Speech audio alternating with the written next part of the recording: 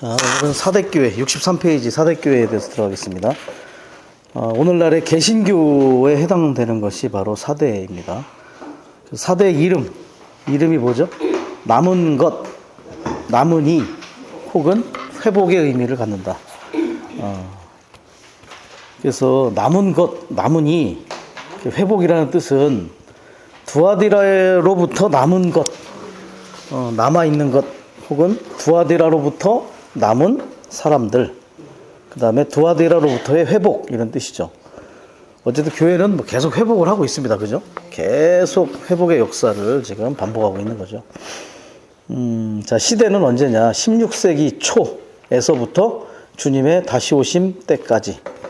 그래서 이제 두아디라부터는 나머지 교회들은 이제 주님이 오실 때까지 이제 계속 존재하는 그런 교회들이라고 말씀드렸었습니다.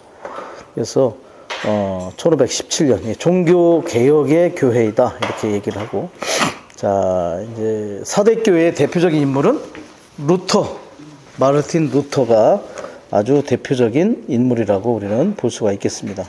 루터가 주장한 게 뭐냐? 만인 제사장 체계를 주장했다. 모두가 제사장이다. 일부 사제만 제사장이 아니라 온 성도가 다 제사장이 되어야 한다. 그리고 이제 어쨌든 주님의 상을 회복했었죠. 그때 그 일부만 이제 잔을 마시고 거룩함의 윤무에 따라서 잔을 마시고 떡도 분별해서 이렇게 했던 그런 상황들에서 이제 모든 이가 다 상을 참여할 수 있고 제사장이 되어야 한다는 것을 주장했습니다. 그리고 에라스무스의 헬라어 성경을 독일어로 번역을 했다. 이제 헬라어 성경은 이제 평민들의 언어이긴 했지만 이미 이 시기에서는 쓰지 않는 언어잖아요, 그죠? 이미 이제 그 전에 그리스에서부터 이제 로마까지는 썼는데 그 뒤에는 이제 헬라어가 보편적인 언어가 아니었기 때문에 이 헬라어 성경을 또 보기도 어려워요, 사실. 그렇기 때문에 에라스무스의 헬라어 성경을 이제 루터는 독일어로 번역을 해서 인쇄술이 발달됐기 때문에 이제 온 독일에 많이 이제 배포를 하는 그런 상황이 되었다는 것입니다. 그리고 로마 카톨릭을 향하여 95개의 반박문을 이제 책정을 해서 뭐 교회 어디 뭐 성당 문에 뭐 박았다 이런 얘기가 있는데 뭐 실제는 뭐 모르겠습니다. 어쨌든 그런 95개의 반박문을 그때 이제 만들었다라는 부분은 이제 참된 것이죠. 지난주에 말씀드린 것처럼 사제들은 고행을 했다고 했잖아요. 그죠? 그래서 루터가 이제 바로 전 페이지에 나와 있는 거죠. 구원 받았습니까? 그랬더니 천당에 가보면 알겠죠. 그리고 성 안나를 부르다가 수도사가 되었다. 그리고 영하 15도의 독일의 그러한 방에서 고행을 하다가, 그리고 하나님을 사랑하십니까? 그랬더니 날 이렇게 힘들게 하는 하나님을 내가 어떻게 사랑합니까? 라고 대답을 했을 정도로 뭔가 이게 좀 어떤 믿음의 어떠한 생활이 뭔가 합당하지 않은 생활을 하고 있었다는 걸 우리에게 말해주고, 로마서 1장 17절에 있는 의인은 믿음으로 생명을 얻고 살 것이다. 이게 이제 무릎으로 계단을 올라가다가 그 고행을 하다가 이 말씀이 깨달아져서 그때 이제 참된 구원을 받고, 그리고 이제 천주교를 향해서 95개의 반박문을 작성하고 대항을 하게 되었다. 그때부터 이제 개신교가 시작되었고 사대교의 시작이라고 우리가 이제 볼 수 있다는 것을 우리는 이제 알 수가 있습니다. 근데 이제 이 사람에게 루터는 많이 강조되는데 아주 뛰어난 동역자가 하나 있었다는 거예요. 그 동역자 이름이 뭐냐면 필립 멜란히톤이라는 사람이에요. 필립 멜란히톤이 루터의 그러한 모든 사상, 학문적인 모든 사상, 그리고 모든 이제 신학적인 사상을 체계화하고 아주 정리를 잘한 사람이에요. 그래서 루터뿐만 아니라 루터의 모든 그러한 방면을 옆에서 아주 조력을 잘 해준. 근데 이 사람의 이름은 거의 알려지지 않았습니다.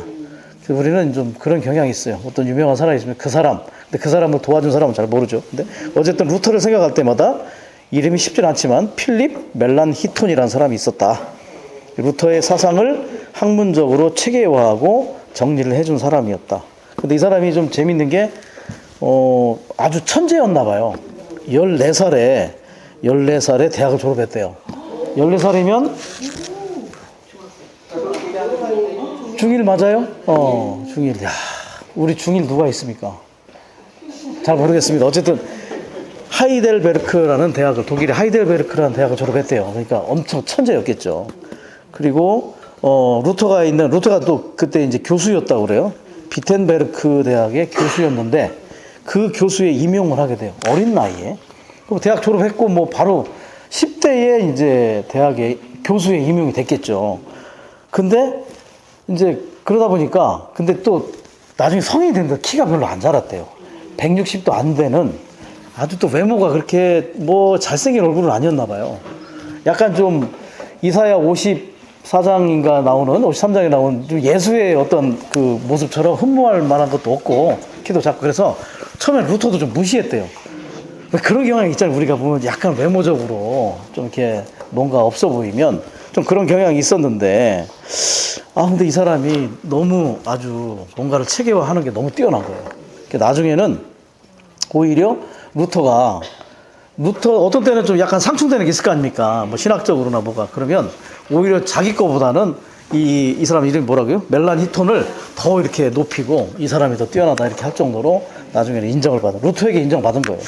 그러니까 동역자가 뭐 그런 어떤 시대를 주류하는 사람이었다면 그 사람에게 인정받은 사람이라면 아주 뛰어난 사람이겠죠. 그래서 이 사람이 쓴 책이 있어요. 신학 총론이라는 책이 있는데 기독교의 많은 그 목사님들도 이 책에 대해서 많이 아주 높은 평가를 한다고 합니다. 어쨌든 이게 이제 사대의 시작이었다. 루터와 필립 멜란 히톤이라는 사람의 동역에 의해서 어쨌든 교회가 이제 개혁이 됐어. 개혁. 이제까지 로마 천주교의 그러한 암흑기에서 무언가 이제 빛을 보기 시작한 거죠. 그래서 이제 열린 겁니다. 교회에 성경이 열렸어요. 엄청난 거죠. 그 라틴어 성경으로 이렇게 닫혀있던 교회가 성경이 이제 성도들에게 말씀이 열리기 시작했다. 그 언어로 이제 번역이 되니까. 그리고 거기다가 인쇄술이 발달을 했으니 더 빨리 퍼지는 거예요. 그리고 95개의 반박문도 이제 인쇄술의 발달로 인해서 더 이제 멀리 퍼지게 되고 더 빨리 로마 천주교의 실상을 이제 교회에 알리게 되는 그런 상황이 됐다는 것을 우리가 알 수 있어요. 근데 이 95개의 반박문은 95개를 다 살펴볼 수는 없는데 크게 이 95개의 반박문 중에서 핵심적인 3대 포인트가 있대요. 핵심적인 3대 포인트. 첫 번째, 진정한 회개가 있어야 된다. 루터가 얘기한 거예요. 주 예수 그리스도께 회개하는 그러한 삶이 있어야 한다. 사제에게 회개하지 말고 주 예수 그리스도, 하나님의 아들이신 주 예수 그리스도께 회개하는 일이 있어야 된다. 그리고 교황에 대한 권한을 제한을 둬야 된다. 특별히 뭐에 대해서? 면죄부 판매 안 된다 이거죠. 어떻게 죄를 면죄부를 판매해서 그 죄를 사할 수 있냐. 그래서 교황은 그걸 판매할 권한이 없다. 이건 주로 예수 그리스도의 보혈에 의한 것이지 누군가의 권한에 의해서 죄를 사고 팔고 할 수 있는 것이 아니다. 그리고 복음에 대한 본질, 복음에 대한 본질을 우리는 더 회복할 필요가 있다. 이런 부분이 이제 크게 이제 우리에게 95개가 이 3개 안에 이제 압축이 됐다는 것을 우리는 이제 볼 수가 있는 것이죠. 그리고 이제 뭐 하여튼 연옥에 있는 그 영혼을 이렇게 저 교황이 이렇게 그 죄를 이렇게 구하거나 이렇게 할 수 없다는 것을 볼 수 있는 거죠. 어쨌든 이러한 것들이 이제 금속 활자가 그때 발명이 되는 으로 인하여 인쇄술의 발달로 인해서 독일 전역과 유럽 전역으로 이렇게 이 상황이 이제 퍼지게 됐다는 것을 우리는 잘 알고 있습니다. 사실은 그 금속 활자 그거보다도 우리나라에서 더 먼저 많이 이렇게 발명이 됐죠, 그죠? 직지심경인가요? 어쨌든 훨씬 더. 하여간 뭐 이렇게 돼서 로마 천주교에 대한 그러한 모든 것들이 이제 조금씩 드러나기 시작한 것을 이 개신교의 시작인 루터로부터 그리고 필립 멜란 히톤이라는 동역자에 의해서 시작되었다는 것을 우리는 알 수가 있습니다. 자, 3번에 가시면 이제 종교개혁은 타락한 두아디라 교회로 상징된 천주교에 대한 하나님의 반응이었다. 루터의 일이 아니었다. 그래서 우리가 계속 교회사를 보면서 뭔가 회복이 될 때마다 이건 하나님의 반응이다. 그죠? 두아디라에 대한 하나님의 반응이 사대였어요. 자, 사대에 대한 하나님의 반응은 빌라델피아가 되는 거예요. 예. 반간증이라는 말도 써요. 반간증. 예. 그 빌라델피아가 나중에 발음도 잘한다. 라오디게아가 됐을 때 그 반간증이 세 개가 있었다고 했죠. 또 여러 번 얘기했습니다. 혹시 기억나시나요? 그 중에 한 가지만. 속생명파, 그 다음에 복음주의, 그 다음에 오순절파. 이거는 이제 그 라오디게아에 대한 반간증이에요. 예. 근데 이 사람들도 결국은 나중에 가서 뭔가 거기서 이제 또 하락이 오고 뭔가 거기서 더 전진이 없는 거예요. 거기서 뭐가 나오냐면 이제 주 회복이, 워치마니에 의해서 주 회복이. 사실은 그 워치마니를 훈련시켰던 에미 바버 자매님이 이제 속생명파의 하나였죠. 그래서 그 교단에서 나왔어요, 나중에. 그죠? 나중에 그냥 교단에서 모든 지원과 이걸 다 끊어버렸어, 본인이. 그것이 합당하지 않다고 여겼기 때문에. 그리고 돌아가다가 다시 돌아왔어요. 다시 중국에 와서 나는 이곳에 그냥 뼈를 묻겠다. 죽을 때까지 그냥 주님이 나를 공급해 주시는 에 의해서 살겠다 해가지고 남은 게 옷하고 뭐 성경하고 이거밖에 안 남았다, 나중에. 유품이. 그래서 그거를 워치마니가 그 성경을 그대로 나중에 이렇게 받았다고 하더라고요. 어쨌든 이 교회사 안에서 계속해서 반간증이 일어나요. 하나님의 반응이 어떤 사람을 통해서 일어났다. 그 사람이 결국은 그 시대적인 사역에 의해서 하나님의 그러한 움직임과 동역하는 그런 일이 일어났다는 거죠. 어쨌든 그러니까 사대의 시작은 너무 좋았어요. 그죠? 그리고 회복이었고. 자, 소수의 믿는 이들이, 남은 이들이, 이들로 말미암아 사대가 성취된 거예요. 자, 남은 이들이란 말이 결과적으로는 큰 타이틀에서 보면 두 사람이 남았다는 거예요. 두아디라에서 남은 사람은 결국은 존 위클리프하고 존 후스라는 사람이 남았다라고 볼 수 있다는 거예요. 이 두 사람에 의해서 사실은 이렇게 계속해서 이 사대가 연결되고 이어지는 일이 되었다라고 볼 수 있겠죠. 자, 시작은 루터였지만 이 두 사람이 엄청난 또 일을 해냅니다. 자, 존 위클리프를 한번 보십시오. 평범한 영국 사람들을 위해서 라틴어 성경, 지난번 말씀드렸죠. 라틴어 성경을 영어로 번역을 했다. 그러니까 귀족, 상류층만 보던 라틴어, 쓰던 언어로 쓴 그 성경을 이제 영어로 번역을 해가지고 이제 영국인들이 볼 수 있도록. 그가 죽은 후에 로마 천주교가 그를 재판에 회부했고 사형을 언도했다. 그러나 죽은 후라서 매장된 시신을 꺼내서 화형에 처하게 된다. 이걸 뭐라고 한다고요? 우리 저기 한 사자성어로 부관참시. 우리나라에 있었어요. 부관참시. 부자는 뭐냐? 관을 쪼개다 이런 뜻이에요. 그 다음에 관은 그냥 관이고, 그 다음에 참은 뭐야? 참수하다. 배다는 뜻이에요. 그 다음에 시는 뭐냐면 시체를 배다 뭐 이런 뜻이에요. 그래서 죽은 사람의 시신을 관을 쪼개서 꺼내서 다시 배웠어요. 그런 사람이 우리나라에 2명 있었어요. 조선시대에. 김종직이라는 사람이 있었고, 유명한 한명회. 예, 김종직은 이제 그 무호사화로 인해서 연산부 때 꺼내가지고 이제, 시신을 갖다가 참, 이거는 그냥 모욕이지, 모욕. 예, 아주 모욕을 주는 거예요. 한명회도 결국 세조를 왕으로 세운 킹메이커였는데, 나중에 이제 그 죄가 드러나서 부관 참시했다. 근데 이 영국에도 이런 사람이 또 있었어요. 이 존 위클리프 말고 올리버 크롬웰이라고 들어봤어요? 크롬웰. 올리버 크롬웰이라고 청교도 쪽에 있었던 사람이에요. 이 사람도 여전히 죽은 후에 다시 무덤이 꺼내져서 훼손됐어요. 예, 참 이게 누가 이렇게 했냐? 천주교에서 이렇게 재판을 한 거예요. 아주 사악하다. 감히 하나님의 귀한 성경을 감히 일반 평민의 언어인 영어로 번역을 하다니, 이런 천하에. 그래서 사형을 언도하고 죽었으니까 꺼내서 다시 화형을 또 처하고. 예, 어쨌든 이게 이제 영적 전쟁이잖아요. 그죠? 성경의 말씀이 열리냐 안 열리냐 또 영적 전쟁과 관련이 있고, 어쨌든 사탄은 닫고 하나님은 여시고, 그 사이에 항상 희생은 따르게 된다. 그 희생하는 이들이 이제 오늘날 이기는 이들이라고 불려오는 시대적인 도구죠. 자, 그리고 존 후스라는 사람이 있어요. 제가 얀 후스라고 썼지, 얀 후스. 그쪽, 체코 쪽에서는 이제 얀이라고 그게 이제 발음이 돼요. 영어로는 존 후스. 그래서 저쪽에, 체코 쪽에 얀 후스라고도 하고, 잔 후스라고도 불리기도 하고, 그래서 얀 후스, 존 후스. 뭐, 잔은 존이나 같은 거죠. 그래서 이 사람은 체코슬로바키아인 보헤미아에서 태어났다. 약간 집시들이 많은 그쪽 지방이죠. 그래서 중요한 게 뭐냐면 존 위클리프는 나중에 영국 형제회의 모티브가 돼요. 이 사람에 의해서, 이 사람의 영향에 의해서 이제 사대가 어려워질 때 영국 형제회가 이 사람의 영향에 의해서 시작된다는 거예요. 이게 굉장히 참 중요한 포인트죠. 그리고 존 후스는 모라비아 형제회의 동기가 된다.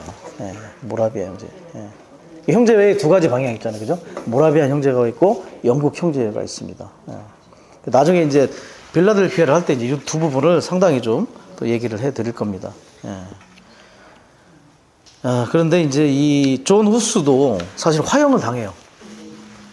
그 참, 사도 때부터 해가지고 보통 화형이나 보통 이렇게 그냥, 예, 죽습니다. 이게 참 보면은, 예, 이렇게 순교를 많이 하죠. 이 사람은 또 라틴어 성경을 체코어로 번역을 했다고. 체코어로 번역을 해서 체코슬로바키아에 성경을 보급을 한 거예요. 그래서 괘씸하다 해가지고 천주교에서 이 사람은 살아 있었어. 그 화형을 이제 시킨 거죠. 예. 어쨌든 이렇게 이들의 희생으로 인하여 성경이 이제 유럽의 각 언어로 번역이 되면서 보급이 되기 시작했고, 이 두 사람의 영향으로 인하여 결국은 형제회에 그런 영향을 주는 사람이 되었다. 자, 사대교회에서 말씀하시는 분 누구십니까? 여전히 그리스도께서 말씀하시는 분이십니다. 하나님의 7영과 7별을 가지신 분. 자, 별이라는 건 뭐예요? 별은 어두운 시대에 빛을 내는 거잖아요. 그죠? 자, 이때는 뭔가 7배로 강화된 영과 7배로 강화된 영에 의한 공급에 의해서 뭔가 빛을 내는 이들이 필요했다. 예. 여전히 이런 모든 것들은 오늘날도 동일합니다. 사실은 어두운 밤에 빛을 내는 7별들이 필요하다. 메신저들입니다. 메신저들. 아주 그 거룩한 메신저이신 그러한 그리스도를 그대로 그 그리스도의 말씀을 받아서 그 말씀을 그대로 발광체들로서 이제 빛을 내고 전달하고 공급하는 이들이 바로 별들이죠. 그분의 오른손에 붙들린 별들. 죽은 개혁교회는 7배로 강화되신 영과 빛나는 인도자들이 필요했다. 그리고 이기는 이들을 데려가시기 위해서 그리스도께서 도둑같이 오실 것이다. 도둑같이. 그죠? 도둑같이 온다는 것은 뭔가 몰래, 모르는 시간에, 아무도 모르는 시간에 귀중한 것을 훔치러 오실 것이다. 훔치러 올 만한 이제 가치가 있어야 되는 상황이죠. 도둑이 들어갔는데 어느 집에 갔더니 아무것도 없어요. 그 도둑이 자기가 갖고 있는 걸 놓고 왔다더라고. 너무 참 어이가 없어가지고, 야, 뭐 먹고 사나? 그래가지고, 오히려 자기 수중에 있는 돈을 놓고 왔답니다. 예. 이게 뭐 그 사람의 뭐 도둑의 미덕일 수도 있지만, 우리는 그러한 사람이 돼서는 안 되고, 뭔가 가져갈 만한, 이 그리스도께서 와서 가져갈 만한 그런 가치 있는 자들로 조성될 필요가 있다. 개혁된 개신교회들은 죽어 있기 때문에 주님께서 그분을 추구하는 이들에게 비밀스럽게 도둑같이 오신다는 것을 깨닫지 못할 것이다. 그들은 깨어 있을 필요가 있다. 죽어 있으니까 모르는 거예요. 죽어 있으니까 누가 오는지 안 오는지 그냥 알 수 없는. 깨어 있고 살아 있다면 주님이 오시는 걸 알겠지만 죽어 있으니까 이 상황이, 그래서 뭐 이렇게 말하기는 그렇지만 기독교 상황이 그렇지 않습니까? 죽어 있기 때문에 이 죽음에 의해서 결국은 주님의 오심을 알지 못하는 상황이 될 수도 있다. 이것이 주님의 어떤 경고와 같은 말씀이었다고 우리는 볼 수 있겠죠. 교회의 상태는 어떻습니까? 죽어 있다. 회복되었지만 점점 죽어가고 있었다. 아주 좋은 시작을 가졌지만 점점 그들은 시신이 되어가고 있었다. 일이 완전한 것이 하나도 없었다. 뭔가 칭찬받을 만한 게 별로 없었다는 거죠. 그들에게. 자, 그래서 성경에 옷은 우리의 행함과 생활에서의 어떠함, 한 가지를 더 추가한다면 우리의 존재입니다. 옷은 우리의 존재예요. 사실은 옷 입는 걸 보면 그 사람을 알아요. 옷 입는 스타일이 있어. 네. 딱 보면 항상 보면 그런 스타일과 그런 색깔을 참 좋아해. 네. 그래서 그 존재의 어떠함이 옷으로 표현되는 거예요, 사실은.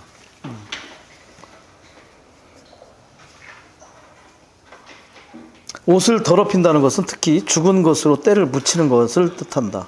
죽음은 하나님 앞에서 죄보다 더 더럽히는 것이다. 자, 레위기 11장 24, 25절을 제가 읽어드리겠습니다.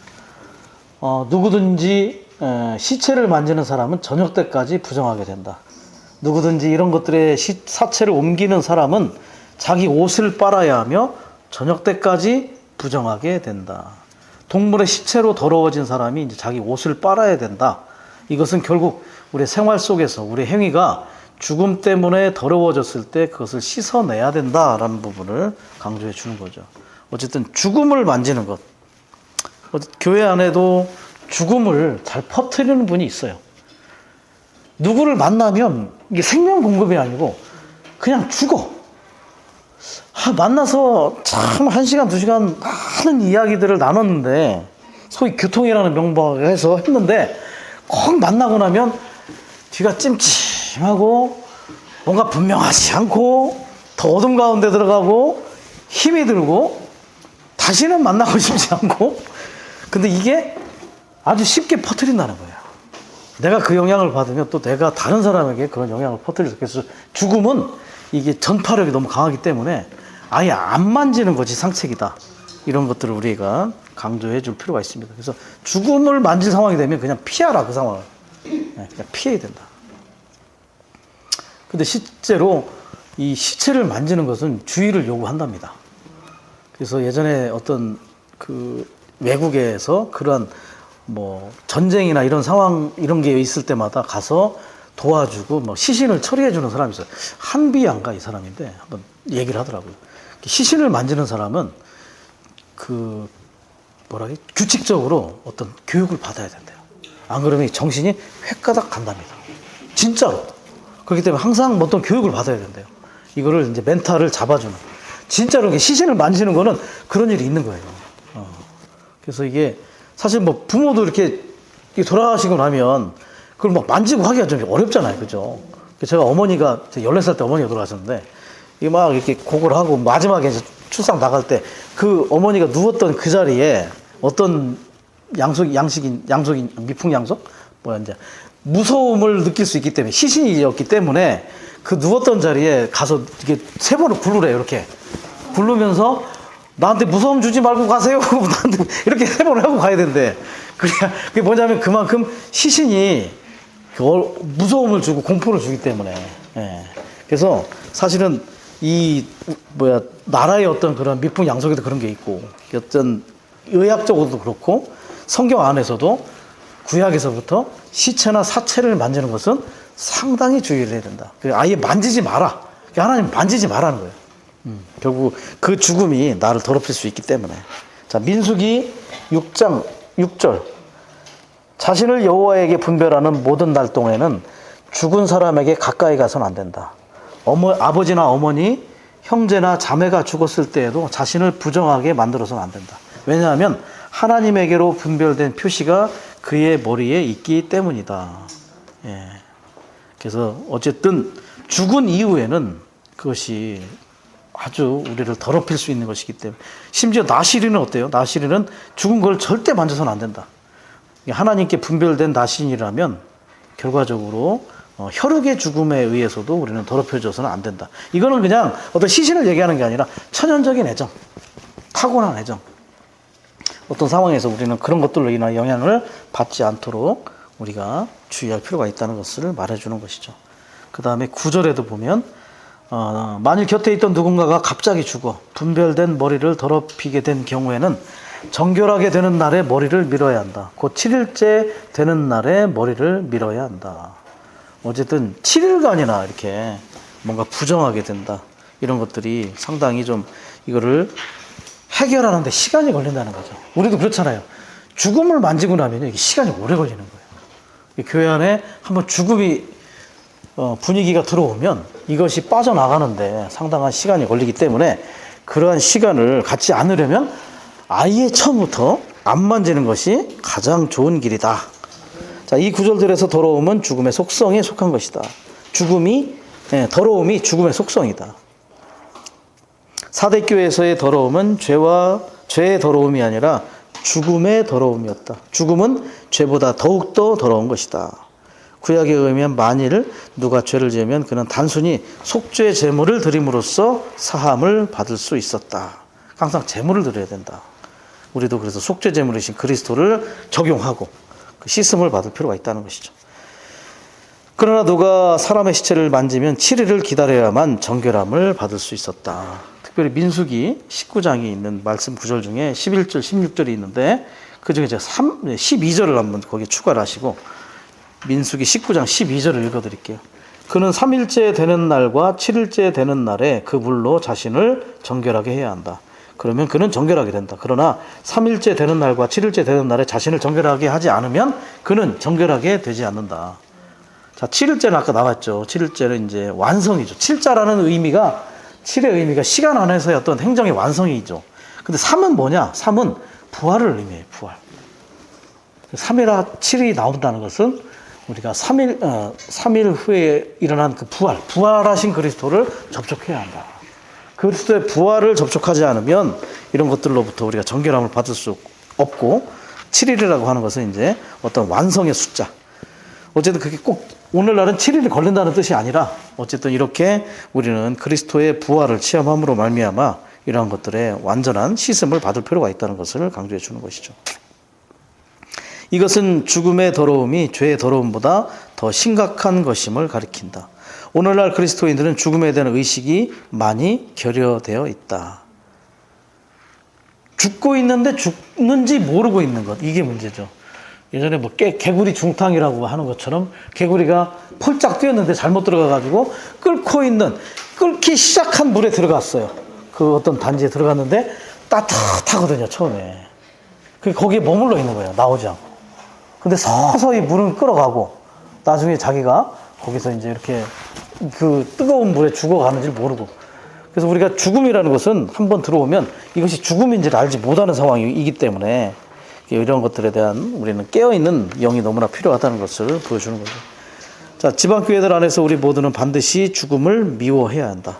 나는 교회들 안에 있는 많은 사람들이 죽어 있는 것을 보는 것보다는 잘못되어 있는 것을 보는 것이 낫다. 나는 형제 자매들에게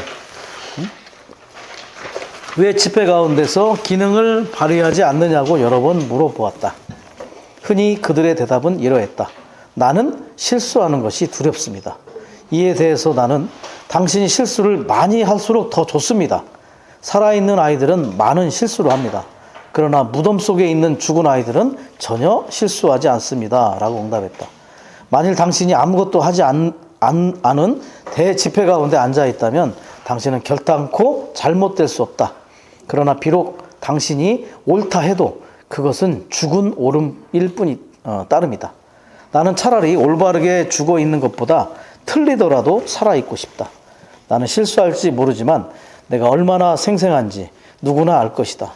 당신은 어떤 것을 더 좋아하는가? 죽어 있는 옳음인가? 아니면 살아있는 틀림인가? 그래서 잘 안 하게 되죠. 실수할까 봐. 그래서 말하고 싶은데 안 할 때도 있고 무언가 하지 않을 구실을 잡아서 이제 하지 않는 상황들이 더 많다는 거죠. 왜? 실수하는 것이 더럽기 때문에, 두렵기 때문에. 그러나 우리는 실수를 두려워하지 말고 계속해서 우리는 살아있는 그러한 사람들이 될 필요가 있다는 것을 강조해 주고 있었습니다. 그래서 예전에 이제 이영재님이 이제 그 폐쇄 형제회나 이런데 집회나 이런데 가보면 그냥 죽어 있는 거예요. 어떤 살아있는 것도 없이 그냥 죽어 있는 상태에 머물러 있는 그런 상태. 이것이 너무나 아주 뭐라 그럴까요? 그 참 그냥 조직적인 그런 상황 안에. 그래서 예전에 중국에 훈련 때 갔을 때 삼작교회라는 게 있어요. 그냥 중국에서 허용한 교회. 거기 가보니까 거기 집회를 한번 참석을 한 적이 있어요. 예배를 갔더니 그 정해져 있어요. 그 찬송 집사님 따로 있어요. 그 다음에 설교 목사님 따로 있고. 그래서 그분만이 찬송을 이렇게 인도해요. 근데 자유가 없어, 찬송이. 1절부터 4절까지 부르면 끝. 그리고 그 다음 찬송 넘어가고.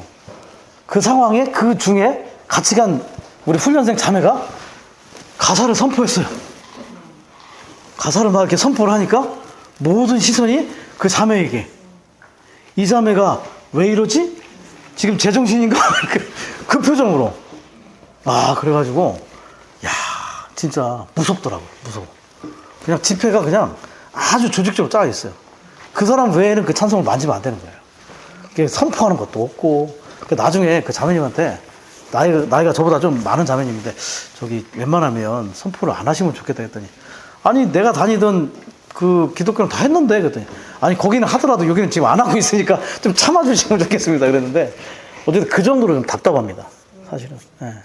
그래서 이게 교회가 조직이 되어버리면 그냥 이 모든 것들은 그냥 아주 천편일률적으로 흘러가기 때문에 이게 자유도 없고 영도 없고 그런 상황이 온다는 것을 이경재님이 이걸 이제 많이 강조하신 것 같아요. 나중에 이제 그 폐쇄, 이제 라오디게 상태 가면 이제 폐쇄 형제가 나오는데 그런 데는 얼마나 더 심하냐면 만약에 복음 집회를 하면 10시 반에 복음 집회를 시작하잖아요. 10시 반까지 들어와야 됩니다. 10시 반이 되면 문을 잠가버려요. 더 이상은 못 들어와. 정해진 시간에 들어와야 되고, 그 다음에 그 형제의 집회를 참여하려면 몇 가지 조건이 있어요. 구원을 받았습니까? 그리고 몇 가지의 상황이 자기한테 맞아야만 거기에 이제 들어올 수 있는 상황. 그리고 자매인들은 치마를 입되 무릎 아래로 내려와야 되고요. 무릎 위로 올라오는 치마를 절대 입어서는 안 됩니다. 그 형제들은 저같이 운동화를 신어서는 절대 안 됩니다.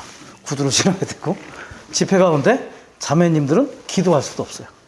신어는 고사하고, 기도해서는 안 됩니다. 자매님들은 절대. 그러니까 뭐 성경에 보면 뭐, 이 여자들은 가르칠 고난이 없다 이런 얘기를 했는데, 심지어 기도도 못하게 해요. 자매님들 엄청 행복하신 거예요. 신어는 하실 수 있잖아요. 기도한다고 누가 뭐라 합니까? 오히려 안 해서 문제지. 더 하셔야 되고, 더 신어는 할 수 있는 게, 그 정도로 다도나보낸 거예요, 이렇게. 그리고 거기서 실수가 있겠어요? 더더군다나 자매님들은 아무 소리도 안 하니까 실수가 없죠. 거기서 말하는 사람들만 실수가 있게 되고. 그 정도로 죽어 있는 거예요, 사실은.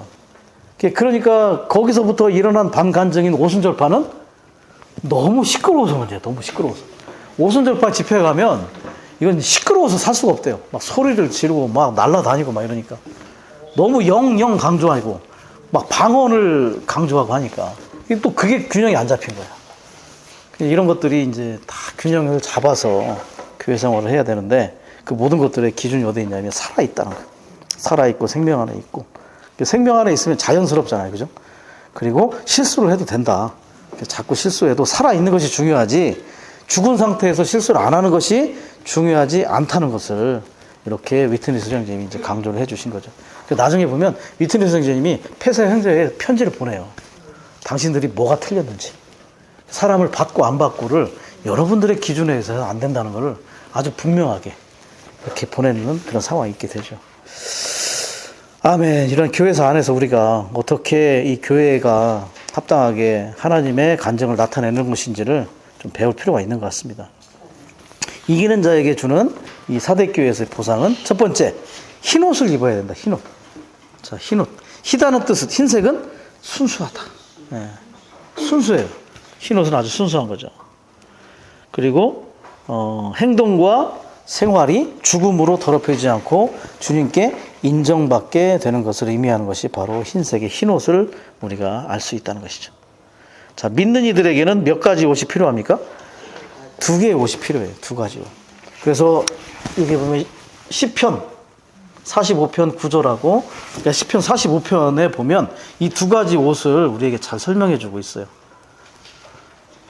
자, 9절을 제가 읽어드릴게요. 왕께서 가장 귀히 여기는 여인들 중에는 여러 왕의 딸들이 있으며 왕후는 오빌에 금을 두르고 왕의 오른편에 서 있습니다. 그리고 13절에 보면 왕의 딸은 왕의 거처에서 더할 나위 없이 영광스러우니 그 여인의 옷은 금실을 넣어 짠 것입니다. 라고 얘기를 하죠. 그리고 14절을 보면 그 여인은 순홍하진 옷을 입고 왕께로 이끌릴 것이며 그 여인을 뒤따르는 처녀들 곧 그 여인의 동료들도 왕께로 인도될 것입니다. 2가지 옷이 있어요. 금실을 넣어 짠 옷이 있어요.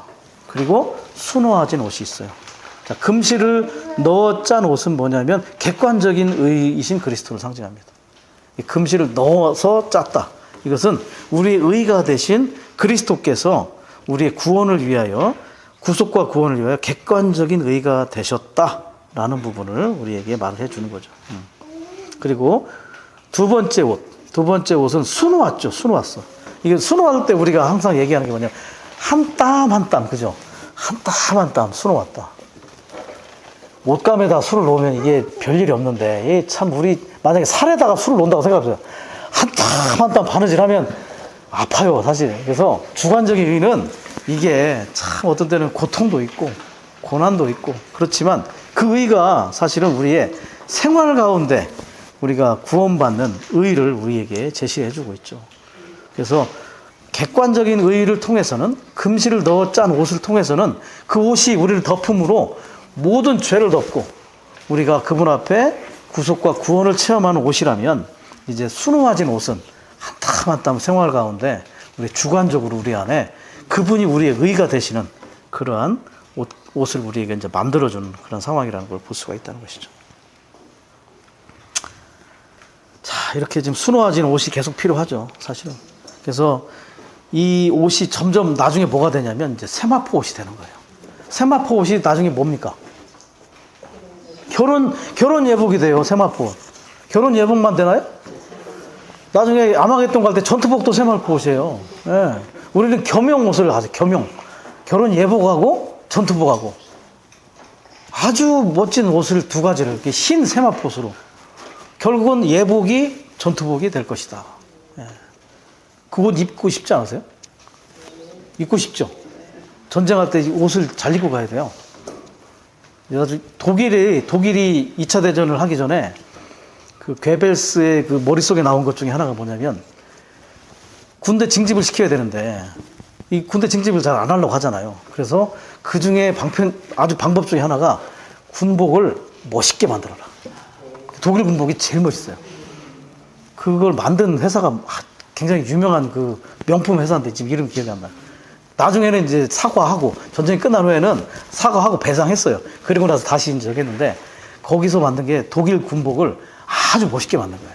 그래서 그 군복을 보면 나도 군인이 되고 싶다 라는 생각을 하도록.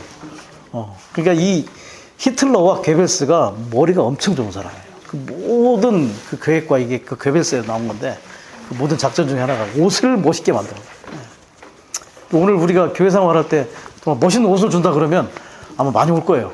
근데 눈에 보이는 옷이 아니라 문제지. 우리 눈에 보이지 않는 이 주관적인 옷, 이것이 결국은 세마포 옷, 이게 결혼 예복이 될 것이고, 결과적으로 전쟁에서는 이 전투복으로 우리가 주님과 함께 단체적인 군인들이 되어서 나가는 그런 상황이 되겠죠. 그 여인이 이제 수놓아진 옷을 입고 왕께로 이끌린다. 이게 이제 주님 앞에 이제 결혼 예복으로서 나타나는 이들이고, 그리고 그 여인을 뒤따르는 처녀들이 있었잖아요. 그리고 그 여인의 동료들이 있어요. 14절에. 처녀들은 뭐냐면 결혼잔치에 초대받는 이기는 성도들을 상징하고, 동료들은 이제 또 동일하게 결혼잔치에 초대받을 이기는 성도들. 처녀들과 동료들고 이 여인과 함께 왕께로 이끌려서 결혼잔치에 참여하고, 결과적으로 이제 아마겟돈에서 전쟁에 참여하는 이들이 될 것이다. 이렇게 인정받기 위해서 우리가 흰옷, 이 세마포 옷을 갖기 위해서 우리는 객관적인 의이신 그리스도는 이미 받았고, 이제 주관적인 의이신 그리스도를 입기 위하여 계속해서 그분을 우리 가운데 체험할 필요가 있는 것이죠. 자, 성경에서 어떤 행함을 상징하는 것이 몇 가지 있어요. 그죠? 여기 보면 행위는 겉옷, 그리고 입은 어디 나오죠? 무화과 나무 잎도 있고, 가린 것. 네, 무화과 나무 잎도 가린 것이 있고, 그리고 계시록 22장에 생명나무의 잎. 생명나무의 잎은 뭐냐면 그리스도의 행위라고 해요. 그리스도의 행위. 겉옷은 우리의 행위이기도 하고 권위를 상징하기도 해요. 옷이 딱 나온다 그러면 이게 권위를 말하는지 어떤 행위를 말하는지 그 문맥에서 이제 찾을 수가 있겠죠. 그래서 그 얘기를 많이 하잖아요. 경찰관이 사복을 입고 서 있으면 아마 차들이 뭐 별로 겁내지 않고 갈 것이다. 그러나 경찰 제복을 딱 입고 있으면 왠지 아무 죄도 안 저질렀는데 왠지 그 앞에서 주눅이 들고 조심하게 된다. 그래서 이 겉옷은 권위를 상징하기도 한다. 그리고 행위를 상징하는 것 중에 하나가 뭐가 있었죠? 겉옷이 말씀 구절 중에 지난주에 나왔던 것 같기도 하고. 자, 계시록 22장 14절. 그들은 겉옷을 빨아야 돼. 생명나무에 나아갈 권위를 얻기 위해서 겉옷을 빠른 이들. 뭘로 빨아요? 보혈로. 겉옷이라는 것은 행위들, 특별히 죄악된 행위들. 죄를 지었다면 그 행위들을 뭘로 빠냐? 보혈로 계속 빨아서, 빨면 빨수록 어떤 색깔이 되겠어요? 네, 순수한 흰색이 되어가는. 아이러니하죠. 빨간색 피로 빠는데 우리의 행위들은 점점 하얘지는 거예요, 사실은. 네. 그 빨간색이 아주 참 대단한 빨간색입니다. 어쨌든 그 보혈이 있기 때문에 우리가 우리 행위들을 계속 빨 수 있고, 잎은 무화과 잎은 이제 그들의 아담과 하와의 행위였고, 생명나무의 잎은 그리스도의 행위라고 했어요. 그렇기 때문에 우리가 사실은 그날의 그 예루살렘 안에서는 열국 백성들이 그리스도의 행위를 통해서, 그 잎을 통해서 이제 치료함을 받을 것이다. 그 그리스도의 행위가 그들의 어떠한 외적 행위의 어떤 기준이 되는 거예요. 그들은 생명나무의 열매를 먹지는 못하지만 그 잎, 그리스도의 행위로 인하여 치료함을 받을 것이다. 그래서 이영재님이 오늘날 우리에게 어떻게 적용하냐. 우리가 생명나무를 먹으면 그 먹은 것이, 우리 안에 또 생명나무가 있다 했잖아요. 지난주 4번 메시지. 생명나무 심겨져 있기 때문에 사실 생명나무가 자라야 돼요. 선악 지식의 나무는 엄청 자랐어요. 그 수천 년 동안 많이 자라가지고 욥일 때 정말 절정으로 나타난 거예요, 이게. 그 선악 지식의 나무가 완전 표현된 거예요. 막 이유, 논쟁, 따지고 하는 것들이. 근데 우리 안에 있는 생명나무가 점점 자란다면 먹은 것에 의해서 우리 행위가, 이 그리스도의 행위가 나타날 것이다. 그러면 우리 옆에 있는 이들이, 저 사람은 정말 그리스도의 향기가 나는 사람인가 보다. 하나님의 향기가 나니까, 내가 김영선 자매, 저 사람이 믿는 하나님이면 나도 믿어보고 싶다라고 생각할 정도로, 그렇게 해서 이 행위가 나올 때 그게 그리스도의 잎사귀가 되는 거죠, 우리 안에. 근데 나는 저 사람이 믿는 하나님은 난 안 믿고 싶어.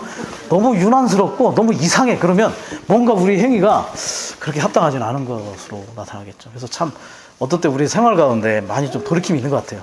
내가 우리 주변에 있는 사람에게까지 굳이 막 복음을 전하려고 하는 것보다는 정말 나의 행위가 그들에게 어떤 미덕, 신성한 속성에 의한 미덕이 나타나도록, 비결은 없는 것 같습니다. 생명나무를 계속 먹는 길밖에는 다른 길은 없는 것 같아요. 어쨌든 이런 행위와 행함이 있다. 그리고 행함은 뭐가 있냐면 행함은 길이 있을 때, 그 길은 우리의 행함을 말해줘요. 유명한 길이 뭐 있습니까? 지난주에 많은 길이 있었어요.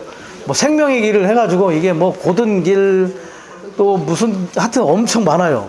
예. 그 중에 이제 계시록에 가면 21장, 22장에 순금길. 예. 사실 바른 길, 무슨 길, 생명의 길이 결과적으로는 순금길과 연결되는 거예요. 그리고 또 거기에서 거기 메시지 개요에는 안 나왔지만 시온에 이르는 대로. 시편에 나오는 시온에 이르는 대로. 그 시온에 이르는 대로가 어디에 있냐면 마음에 있다 했어, 마음에. 사실 이 길은 밖에 있는 길이 아니라 우리 마음에 있는 길이에요. 그 시온에 이르는 대로가 오늘날 교회의 길이고 우리가 새 예루살렘에 이르는 길입니다. 근데 그 길이 뭘로 되어 있냐면 순금으로 되어 있대요. 금은 아버지 하나님의 신성하고 거룩한 본성. 그러니까 우리의 행함이 신성하고 거룩한 그러한 본성에 의해 행할 때 그 길 가운데로 뭐가 흐른다고요? 생명수의 강이 그 길 가운데 흐른대요. 그리고 그 강 좌우에 생명나무가 가득하게 이렇게 번성하고. 그러니까 우리의 행함이 합당해야 돼요. 우리가 생명수를 누리고 생명나무를 누리고 싶다면 우리의 행함이 이 신성한 아버지의 본성 안에 항상 점검받을 필요가 있다. 나의 행함이 합당한가? 나는 왜 생명나무의 누림이 별로 없지? 나에게는 왜 적셔짐이 별로 없지? 그러면 내 행함을 좀 주님 앞에 점검을 받을 필요가 있는 것 같다. 내 행함이 지금 그 신성한 본성에 의해서 제한받고 있고 규제받고 있는가? 그럴 때 이 행함은 생명나무와 생명수의 흐름 가운데 우리를 먹게 하고 적셔짐이 있는 그런 행함이 되게 할 것이다. 어쨌든 우리는 옷이 나오거나 또 잎이 나오거나 길이 나올 때마다 우리 행위와 행함에 대한 이야기라는 것을 우리가 한 번씩 생각해 볼 필요가 있다는 것입니다. 자, 믿는 이들에게 두 가지 옷이 필요하다. 옷은 외적인 행위를 상징하고 또 권위를 상징하기도 한다. 구원을 위한 의롭게 됨이라는 옷이 그 객관적인 의식 그리스도. 아까 금을 이렇게 넣어서 만든 옷입니다. 그리고 주님께 받아들여지기 위한 인정받음이라는 옷.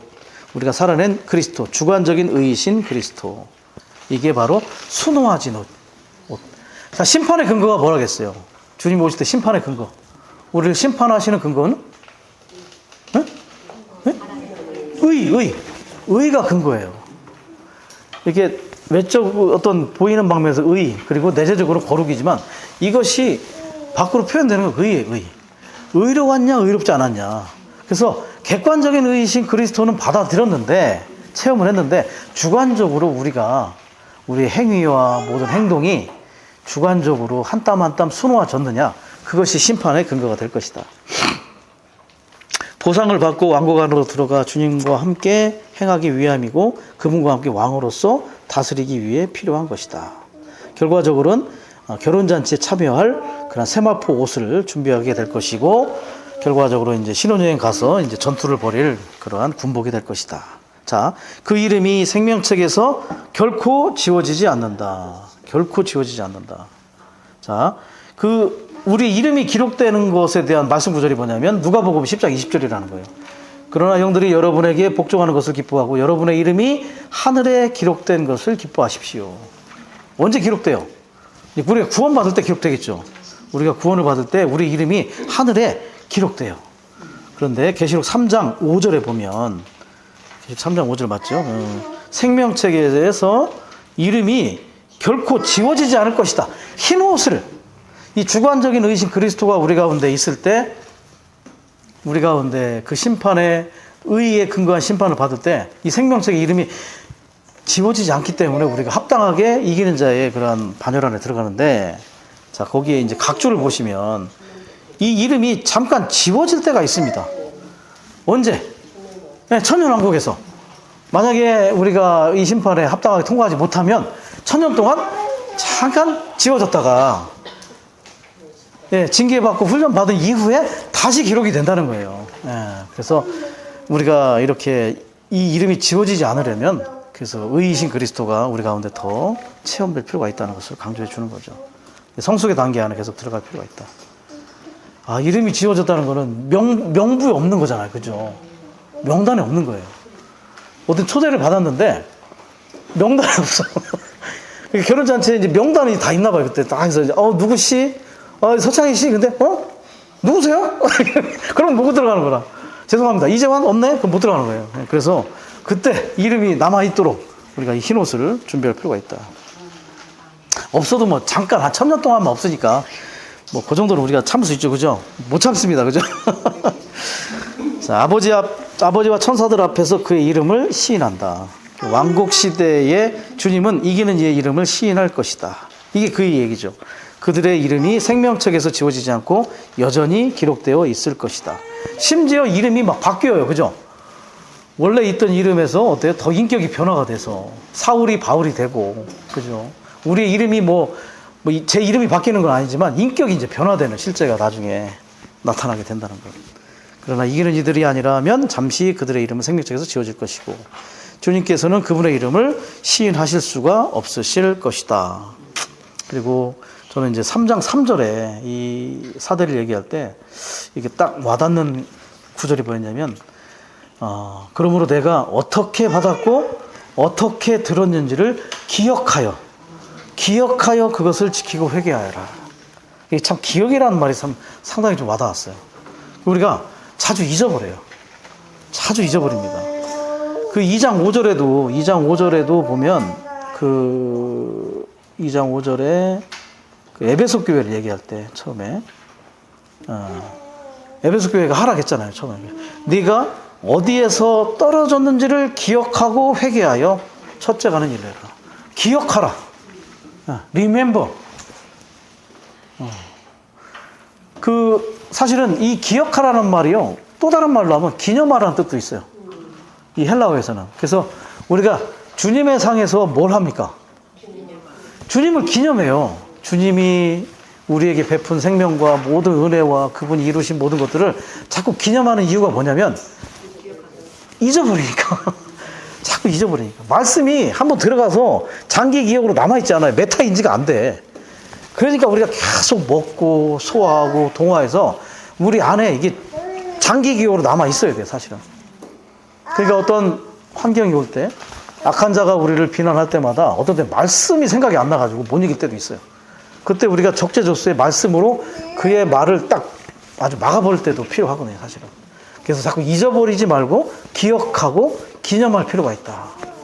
그리고 주님이 우리에게 해주신 말씀을 자꾸 기억하지 않으면 이렇게 하락이 옵니다. 이렇게 또 떨어져요. 신명기의 뜻이 뭐예요? 신명기. 리바이벌. 그 전에 얘기한 걸 다시 한번 리바이벌 하는 거예요. 왜? 잊어버리니까. 이스라엘 백성들도 잘 잊어버리니까. 또 반복해서 이야기하고. 우리가 신원할 때 신자하고 신명기의 신자가 똑같아요. 그 신자가 이제 뭐냐면 펼치고 다시 말하다 이런 뜻입니다. 주님이 한 말을 또 우리가 다시 말하는 게 신원 집회예요. 말씀을 펼치는 것도 있고 다시 말하는 거. 리마인드 하는 거예요, 또. 우리는 계속 말함으로 그 말함이 우리의 것이 되는 거예요. 말을 하면은 말이 우리 존재를 만지거든요, 사실은. 신원 집회, 가장 좋은 신원 집회가 뭔지 아세요? 자매님에게 가장 좋은 신원 집회는? 내가 신원한. 근데 그냥 신원만 한 게 아니라 내가 신원한 걸 누려졌을 때. 근데 드러내지 말고. 나 왜 이래? 그건 좀 이상하고, 그만하고. 근데 이게 내가 말했을 때 뭔가 주님이 대언한 거잖아요. 이건 대언이에요, 사실은. 내가 말했지만 나를 통해서 주님이 말씀하신 거거든요. 그래서 대언이라고도 하고 대언자예요. 예전에 신원자는 대언자예요, 대언자. 자기 말을 하지 않았어요. 발람이 자기 말을 하려고 했죠. 저주하려고 했는데 안 나와. 왜? 하나님이 그거 못하게 하니까. 그래서 신원할 때 그래서 우리가 하나님이 우리를 통해 말하고 있다는 그러한 인식을 가지고 정말 하나님이 말씀하실 수 있도록 기도할 필요가 있죠. 신원할 때 조심하라는 것도 있잖아요. 이거 오늘 저자매 들어야 돼. 내가 부담이 있어. 오늘 저자매를 내가 고쳐놓고 말리라. 그래서 겨냥해서 신원하는 거. 이건 신원이 아니야. 신원은 공급을 하고 그리고 하나님이 하시고자 하는 말씀을 말아내는 것이 신원이다. 그래서 우리는 그러한 일을 하는 것들이 뭐냐? 다 기억이다, 기억. 우리가 계속 신원하는 게 기억하기 위한 거예요. 사실 지금 몇 년 지난 거, 누린 거 기억납니까? 잘 안 나잖아요. 참 붙들어놓기 어려워요. 그러니까 메시지는 나중에 또 한 번 반복을 합니다. 한 사람 또 나오고, 몸이 계속 반복되고, 그죠? 그 중국어 집회에서 나왔던 얘기들이 또 나오고, 노아 얘기 모릅니까? 또 나와, 그래도. 다니엘 얘기를 어떻게 몰라요? 주일 학기 때부터 들었는데. 욥에 대한 얘기를 얼마나 많이. 그러나, 그걸 반복해 줌으로 인하여 우리가 잊었던, 하나님이 우리에게 말씀하셨던 걸 다시 상기하고, 그리고 새롭게 할 때마다 있어요. 예전 안 했던 게 있어요. 주님이 오늘 말하고자 하는 게 있어요. 제일 안 좋은 식당이 뭐냐면요. 똑같은 음식 계속 나오는 식당 안 좋아요. 진짜. 맛있어도 안 좋아요. 예전에 제가 직장 생활할 때 점심때마다 이렇게 밥을 사 먹어야 되는데 어느 식당에 갔는데 너무 맛있더라고. 그래서 매번 갔어요. 근데 못 가겠어요. 똑같은 반찬이 똑같은 음식이 또 나오는 거예요. 근데 어느 식당을 가니까 그 집은 이제 사람이 점점 떨어져. 근데 어느 식당에 가니까 그렇게 맛있진 않은데요. 계속 점심때는 사람이 줄을 서 있어요. 왜냐하면 매번 점심때마다 다른 게 나와요. 그날 점심 특선이 달라요. 어느 날은 비빔밥이 나왔다가 그 다음 날은 된장국이 나왔다가 계속 바뀌니까 이게 신선함이 계속 느껴져요. 우리도 이 말씀이 반복될 때 지난번에 했는 거 또 했네?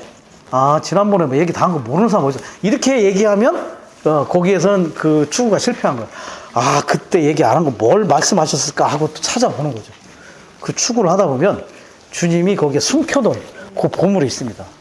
그거를 빼내서 이제 드셔야 돼요. 그래서 양식이 어려워요. 오늘의 양식이 쉽지 않고 어렵다는 게 그 이기는 자들이 그 시기에 주님이 주시는 말씀을 찾아서 먹기 때문에 우리는 그러한 추구를 하고 또 예전에 말한 걸 다시 기억해서 말해내고 또 내가 기억할 뿐만 아니라 다른 성도들이 기억해서 함께 이기는 일을 길을 갈 수 있도록 이렇게 우리는 우리 행위가 계속해서 이렇게 또 주님에게 점검받고 치료받고 또 보존되고 이렇게 의로운 그런 사람들로 발견되는 그런 실제가 있기를 원합니다. 오늘은 이제 사대교회에 대해서 이렇게 알아봤습니다. 남아있는 그러한 사람들. 자, 이렇게 그 시대적인 도구가 된다는 건 참 쉽지 않은 일이라는 걸 또 우리가 볼 수 있었죠. 성경을 이렇게 번역을 하다가 죽은 후에도 화형을 당하고 또 살아서 번역했다가 또 화형을 당하기도 하고 그러나 이것이 그들이 받은 주님의 위임이었다. 오늘 우리가 이기는 자들로서 시대적인 도구로서 주님이 이 시대에서 하시고자 하는 일 가운데 우리에게 무엇을 분부하셨고 그 일을 해내기를 원하시는지 우리가 정말 주님 앞에서 기도하고 이 교회 생활이 우리 가운데 참되게 주님의 목적을 이루는 그러한 교도보가 될 수 있도록 더 깨어있는 생활을 하기 원합니다. 아멘.